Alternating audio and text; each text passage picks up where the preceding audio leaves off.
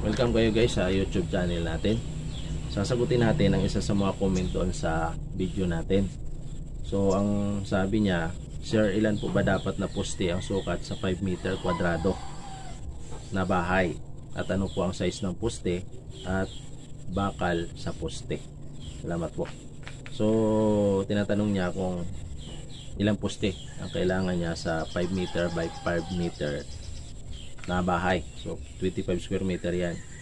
At anong size ng poste, anong laki ng poste, at ano ring size na bakal lang gagamitin. So yun yung tanong niya. So magbibigay ako ng dalawang option para sa iyo. So ito yung unang option. Dahil hindi naman ganun kalakihan ng bahay mo, at 25 square meter lang to, kwadrado, ang ilalagay mo na poste is 4 lang. Sa bawat sulok lang ang lalagay mo ng poste.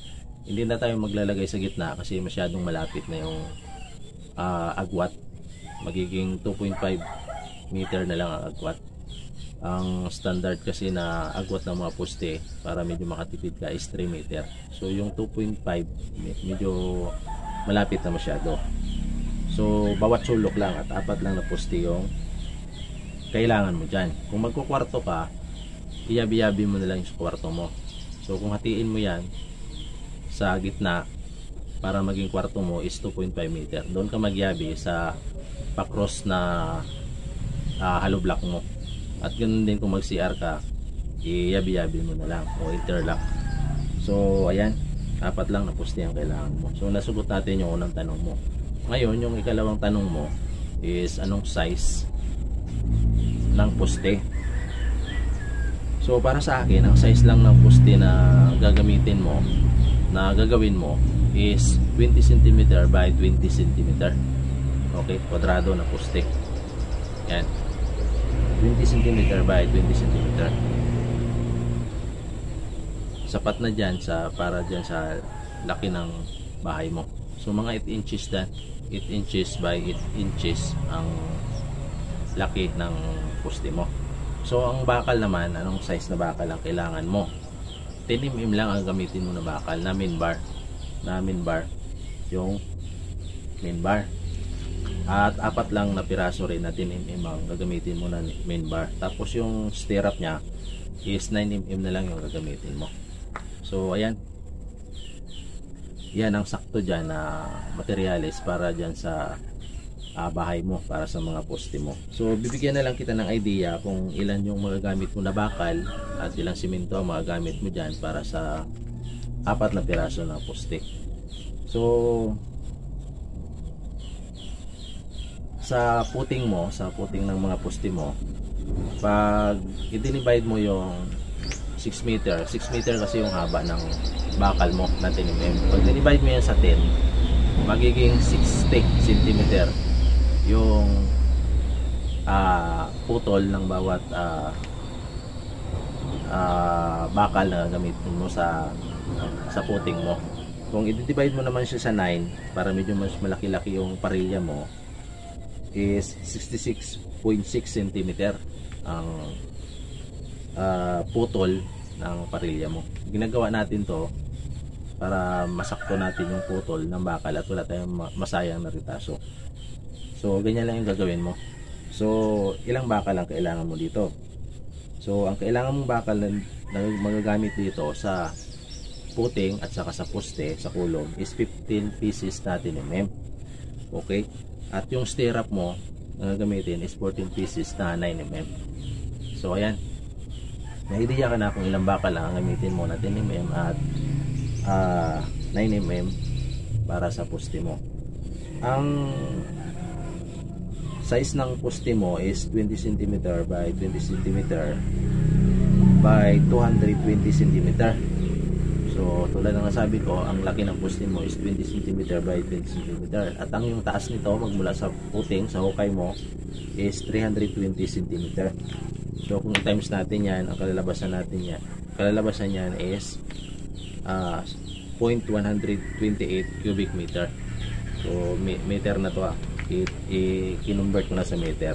So ang maging kailangan mong semento para sa poste mo is 4 na bag na semento. So yan, 4 na bag na simento ang kailangan mo.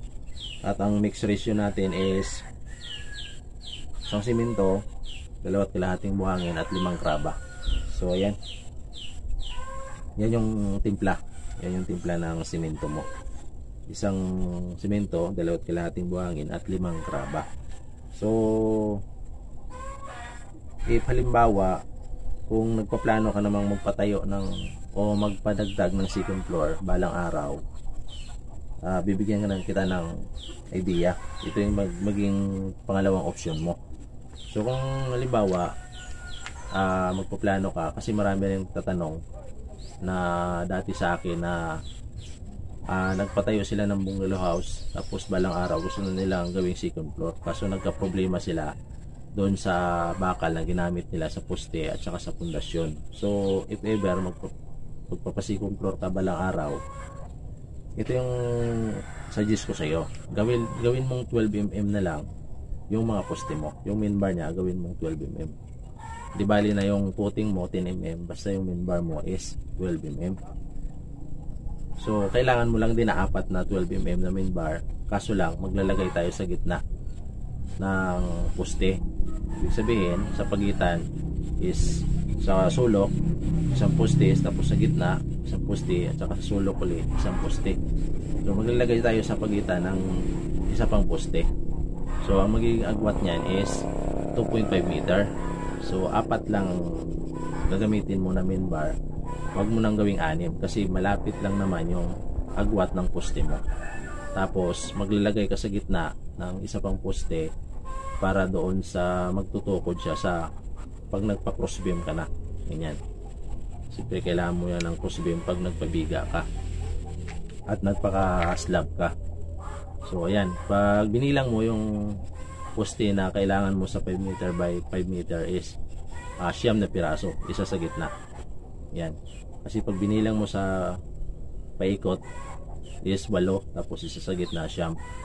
So ayan, if ever lang naman na magpa-second floor ka, kasi balang araw kung magpa-second floor ka is okay na yung 12 mm. Yan. So yan ang mabibigay ko na idea sa iyo. At kung halimbawa ang poste mo, if ever nga magpa second floor ka, ang size ng poste mo is 25 cm by 25 cm. So pwede mo namang baguhin yung size, pero ganun pa rin yung area niya. So pwedeng 20 cm by 30 cm. Yan. Tapos yung taas niya is ganun pa rin, 320 cm pa rin, o dadagdagan mo lang siya ng 10 cm o 20 cm kung lalimin mo yung hukay. So ayan ang mabibigay ko na idea para sa iyo. Kung mayroon kayong comment at nagpaplano kayong magpatayo ng bahay, comment lang kayo sa video natin at sasagutin natin yan through video din.